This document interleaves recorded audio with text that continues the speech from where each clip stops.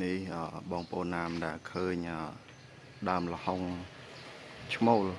មានផ្លែនេះខ្ញុំឃើញហើយ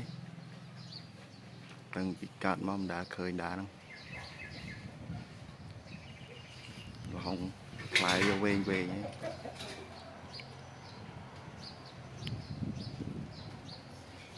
រងកាប់ចោលទុកផ្លែល្អទៀតណានោះឥឡូវកូនទៀតនេះមកទៀតហើយលហុងឈ្មោលគេថាលហុងឈ្មោលមានផ្លែនេះផ្លែល្អខ្ពស់ទៀតនេះចូលប្រហែលម៉ែត្រនេះ4-5 ម៉ែត្រហ្នឹង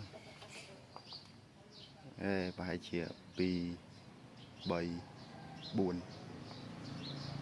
រង5 ម៉ែត្រហ្នឹងទាំងស្លឹកហ្នឹងឯងខ្ពស់ចង់ដបូលហ្នឹង